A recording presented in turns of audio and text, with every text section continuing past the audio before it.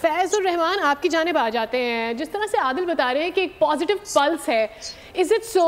کیا ریئلی یہ اس وجہ سے بھی ہوا ہے کہ ٹرمپ نے تھوڑا سا اپنا جو سٹانس ہے اسے شفٹ بھی کیا ہے اس بار؟ پچھلی بار بہت ساری باتیں انہوں نے روتھلیس کر دی تھی, بہت زیادہ ایسا لگ رہا تھا کہ جیسے کئی لوگ تو انہیں وائٹ سپرمیسسٹ بھی کہہ رہے تھے, 10,000 اس طرح کے بہت بولڈ کمنٹس اس کے ایسے بھی, ان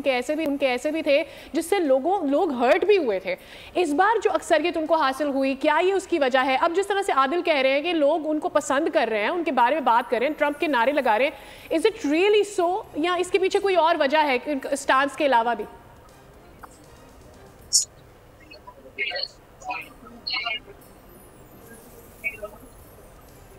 79 ایئرز اولڈ, یہ اپریل میں 79 کے ہو جائیں گے. ایک مطلب ایک عمر رسیدہ, اس عمر میں لوگ جو ہیں آرام سے بیٹھ کے چائے بھی خود نہیں پیتے بلکہ ان کے سامنے پیش کی جاتی ہے. تو وہ ایک انسانی عزم اور ارادے کی میری دانش میں ایک لازوال, ایک عظیم الشان مثال آپ کے سامنے ہے. نمبر 1. نمبر 2 یہ کہ دیکھیں ان کے بارے میں یہ جو کہا جاتا ہے کہ وہ انپریڈکٹیبل ہیں,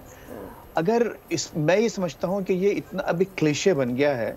اور عادل نے بہرحال اس کو ایمفیسائز کیا, وہ بات درست بھی ہے کس حد تک, لیکن آج کی تقریر کے بعد مجھے یہ اندازہ ہوا کہ ایسی بات نہیں ہے. He is a very smart old main,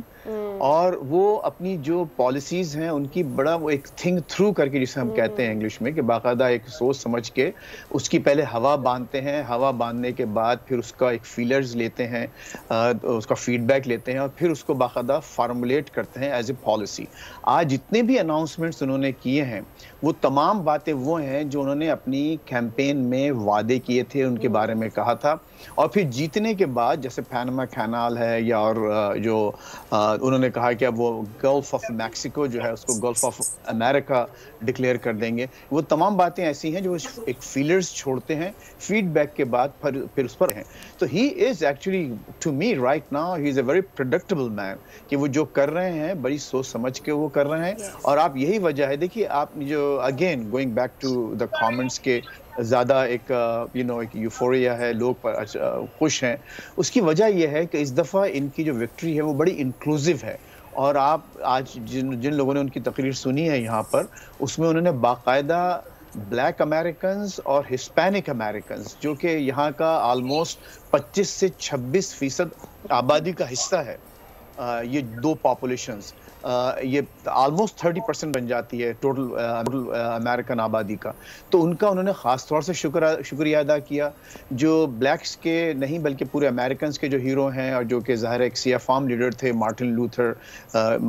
king junior, تو ان کو انہوں نے باقاعدہ ایک 2-3 منٹ باقاعدہ خراج تحسین پیش کیا, ان کی تعریف کی, اور ان کے مشن پر عمل پیرا ہونے کو اور ان کے مشن کو پورا کرنے کا وعدہ کیا. تو اس دفعہ وہ نظر آتا ہے کہ ہی is a more inclusive person, اور جو ان کی پالیسیز ہیں وہ ایک